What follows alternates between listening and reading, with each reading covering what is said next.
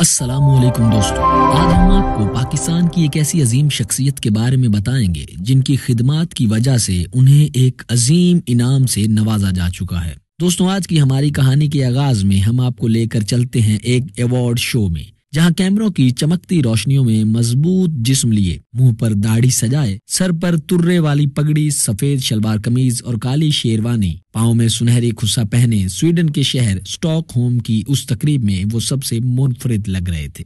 ऐसी तकरीब में जहां मर्द उमूमन फॉर्मल सूट और सफेद टाई पहनते थे, तब सेंट्रल पंजाब के दरियाई चनाब के मशरिक में सदियों पुराने शहर का रिवायती ड्रेस पहने हुए ये पाकिस्तानी साइंसदान थे। उन्होंने अमेरिकी साइंटिस्ट शेल्डन ग्लाशो और स्टीवन वाइनबर्ग के साथ 1979 में फिजिक्स का नोबेल इनाम हासिल किया था।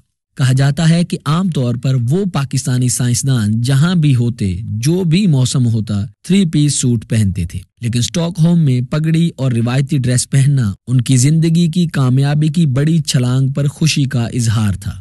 उस अजीम हस्ती का नाम था डॉक्टर अब्दुल सलाम, जिनका ताल्लुक पंजाब के शहर जंग से था। फितरत की 4 बुनियादी forces, gravitational force, strong and weak nuclear forces और इलेक्ट्रोमैग्नेटिक फोर्स में से 2 बुनियादी फोर्सेस यानी कि वीक न्यूक्लियर फोर्सेस और इलेक्ट्रोमैग्नेटिक फोर्सेस के फ्यूजन की थ्योरी उनको नोबेल इनाम मिलने की वजह बनी।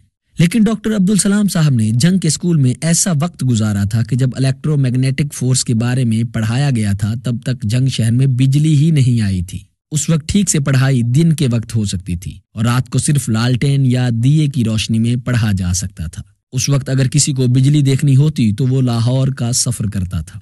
डॉक्टर अब्दुल सलाम के स्कूल का निजाम बल्दिया और म्यूनिसिपल इदारे संभालते थे, इसलिए इनके स्कूल की इमारत बहुत पुरानी थी। यह स्कूल MB मिडिल स्कूल कहलाता था। स्कूल की पुरानी इमारत कभी हाथी घर हुआ करती थी। हाथी खाने को बदल कर बनाए गए स्कूल का एक क्लासरूम अब्दुल सलाम का है, जहां उनकी तस्वीर आज भी लगी हुई है।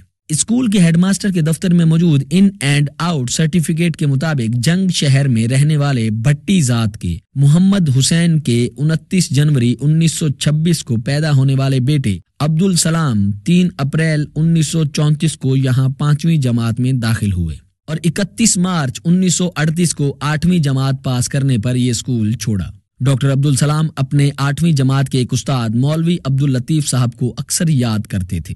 डॉक्टर साहब ने एक सवाल बहुत थोड़े वक्त में हल कर दिया था, जिस पर इनके उस्ताद ने इन्हें 1 पैसा इनाम के तौर पर दिया था और उस्ताद साहब ने अब्दुल सलाम को आंसुओं से नम निगाहों से फरमाया कि अगर मेरे बस में होता तो अब्दुल सलाम मैं तुम्हें और भी पैसे देता। डॉक्टर अब्दुल सलाम को मैथ का बहुत पैशन था और इस मजमून में रिकॉर्ड नंबर हासिल करते थे। जब नोबेल इनाम जीतने के बाद जंग आए तो उनसे पूछा गया कि वो इस इनाम को कैसा समझते हैं। इस पर डॉक्टर अब्दुल सलाम ने जवाब दिया कि वो 1 पैसा जो उन्हें उनके उस्ताद ने सवाल हल करने पर दिया था, वो आज भी उनके लिए इस नोबेल अवार्ड से ज्यादा कीमती है। डॉक्टर अब्दुल सलाम कहा करते थे कि वो बड़े स्पेलिंग्स में बड़े बड़े साइज के लफ्ज लिखा करते थे, लेकिन फिर इनके इंग्लिश के टीचर शेख इजाज अहमद साहब ने उन पर सख्ती की। फिर आखिरकार नन्हे अब्दुल सलाम ने अपनी ये गलती दुरुस्त कर ली। डॉक्टर अब्दुल सलाम साहब के स्कूल की दीवारों पर कई जगह अब अब्दुल सलाम की तस्वीरें हैं और स्कूल के मेन ऑफिस में एंट्रेंस गेट के बिल्कुल सामने कोने में नोबेल इनाम की नकल शीशे के एक डब्बे में बंद तुलबा के लिए मिसाल है और स्कूल के लिए फख्र की एक वजह भी।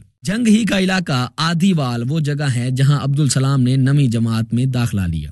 अब तो यहाँ जंग से सरगोदा जाती सड़क के शुरू पर बने सरकारी कॉलेज की बड़ी सी बिल्डिंग कायम कर दी गई है, जिसमें डॉक्टर अब्दुल सलाम ब्लॉक भी मौजूद है। इस कॉलेज में पोस्ट ग्रेजुएट तक की डिग्री दी जाती है। जब डॉक्टर साहब इस कॉलेज में क्लासेस लेते थे तब कॉलेज के ज्यादातर स्टूडेंट्स हिंदू थे।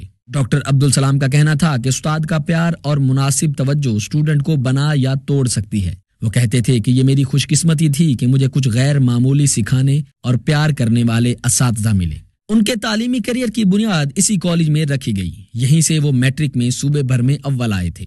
वहां उनके सूबे भर में अव्वल आने की खबर उनसे पहले पहुंच चुकी थी। इस बारे में डॉक्टर साहब कहते हैं कि मुझे वाज़ेह तौर पर याद है, वो हिंदू दुकानदार जो आम तौर पर उस वक्त गर्मी के बाइस घरों को चले जाते थे, अपनी दुकानों के बाहर खड़े मेरा इस्तकबाल कर रहे थे। इसके बाद इंटरमीडिएट में भी पंजाब यूनिवर्सिटी में अव्वल आने के बाद डॉक्टर अब्दुल सलाम ने गवर्नमेंट कॉलेज लाहौर में दाखिला लिया।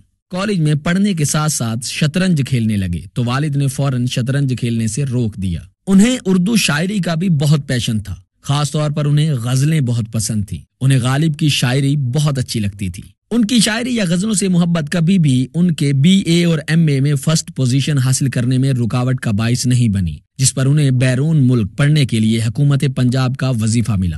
اس وقت پنجاب کے وزیر مالیات سر چھوٹو رام تھے، جو خود بھی ایک غریب دیہاتی کے بیٹے تھے۔ سر چھوٹو نے عالمی جنگ کے لیے اکٹھی کی گئی رقم کو ذہین اسٹوڈنٹس کے اسکالرشپ کے لیے مختص کر دیا اور عبدالسلام نے اپنی قابلیت کے دم پر اسے حاصل کیا۔ ڈاکٹر صاحب کہا کرتے تھے کہ میں بہت خوش قسمت تھا کہ مجھے کیمبرج جانے کے لیے اسکالرشپ مل گئی۔ جنگ کی وجہ سے مقابلے کے امتحانات روک دیے گئے تھے اور پنجاب کی ہندوستان سے انگلستان جانے والی کشتیاں 1946 میں انگریزوں کے خاندانوں سے بھری ہوتی تھیں، کیونکہ ہندوستان اور پاکستان کی آزادی سے پہلے انگریز خاندان اپنے گھروں کو واپس جا رہے تھے۔ ان کشتیوں میں سے ایک کشتی میں ڈاکٹر صاحب اپنی جگہ بنانے میں کامیاب ہو گئے۔ اگر اس سال ڈاکٹر صاحب نہ جاتے تو شاید وہ کیمبرج نہ پہنچ پاتے۔ اگلے سال ہندوستان کی تقسیم ہو گئی اور اسکالرشپس بھی ختم ہو گئیں۔ روانگی سے چند دن پہلے ہی ڈاکٹر صاحب بمبئی چلے گئے کہ جب جگہ ملی اسٹیم بوٹ میں سوار ہو جائیں گے۔ وہ وہاں کولابا میں ایک جگہ ٹھہرے ہوئے تھے کہ رات کو ایک انوکھا واقعہ پیش آیا۔ دروازے پر اچانک دستک ہوئی۔ ڈاکٹر صاحب اٹھ تو گئے لیکن دروازہ نہیں کھولا۔ ڈاکٹر صاحب نے پوچھا کون ہے؟ آگے سے باہر کھڑے آدمی نے جواب دیا کہ ہم ملٹری پولیس والے ہیں۔ وہ بستر سے نکلے۔ دروازے پر وردی میں ایک برٹش سارجنٹ تھا۔ معاملہ پوچھا تو بتایا گیا کہ دفتر پہنچ کر پتہ چلے گا۔ دفتر پہنچ کر پتہ چلا کہ ان پر شک تھا کہ وہ برطانوی حکومت کے خلاف بغاوت کرنے والے نیوی کے اہلکاروں میں سے ایک ہیں۔ وہ تو خوش قسمتی تھی کہ سفری دستاویزات دیکھ کر انہیں اگلے روز شپ میں سوار ہونے دیا گیا، ورنہ پولیس روایتی عمل کا مظاہرہ کرتی تو ایسا کبھی بھی نہ ہو پاتا۔ برطانیہ کے شہر لیورپول اترے تو اکتوبر کی ٹھنڈ سے کانپنے لگے، کیونکہ اس سے نمٹنے کو لباس ناکافی تھا۔ تب ہندوستان کی وفاقی عدالت کے ایک جج اور پاکستان بننے کے بعد وزیر قانون بننے والے سر ظفر اللہ خان نے ان کی مدد کی، جو خوش قسمتی سے اسی جہاز میں انگلینڈ گئے تھے۔ انہوں نے نہ صرف اپنا ایک بھاری بھرکم کوٹ عبدالسلام کو دیا، بلکہ کسی پورٹر کے نہ ہونے کی وجہ سے ڈاکٹر صاحب کا سامان اٹھانے میں بھی مدد کی۔ پھر ان کی زندگی میں وہ وقت آیا جب فزکس میں ان کی بہترین کنٹریبیوشن کے لیے انہیں نوبیل ایوارڈ دیا گیا۔ نوبیل ایوارڈ حاصل کرنے کے بعد جنگ میں ان کی واپسی ایک یادگار لمحہ تھا۔ ڈاکٹر صاحب 24 دسمبر 1979 کو جنگ گئے۔ پہلے وہ اپنے اسکول گئے، اس کے بعد کالج گئے۔ ان کے اپنے خاندان کے بڑوں سمیت پورے شہر نے ان کا ویلکم کیا۔ اپنے اسکول میں اپنے والد محمد حسین کے نام پر سائنس بلاک کی تعمیر کا ذمہ بھی انہوں نے لیا۔ نوبیل انعام ملنے کے فوراً بعد ڈاکٹر عبدالسلام انڈیا میں اپنے پروفیسر ہنس راج بھاٹلا سے ملنے گئے، جنہوں نے ڈاکٹر صاحب کو 1940 کی دہائی کے اوائل میں فزکس کا پہلا سبق دیا تھا۔ ڈاکٹر عبدالسلام اپنے پرانے اساتذہ کو نہیں بھولتے تھے، ان سے رابطے میں رہتے تھے اور ان سے سلام دعا کرنے ضرور جاتے تھے۔ ڈاکٹر صاحب انگریزی میں زیادہ تر بات کرتے تھے یا اپنی جنگ کی زبان میں۔ ڈاکٹر صاحب نے جو بھی بے تکلف بات کرنا ہوتی وہ اپنی جنگ کی زبان میں کیا کرتے تھے۔ ڈاکٹر صاحب نے اپنا آبائی گھر میوزیم تعمیر کرنے کے لیے حکومت کو عطیہ کر دیا۔ ڈاکٹر صاحب کے پرانے گھر میں ان کے کزن رہا کرتے تھے۔ یہ گھر اب قومی یادگار بن چکا ہے۔ 21 نومبر 1996 کو ڈاکٹر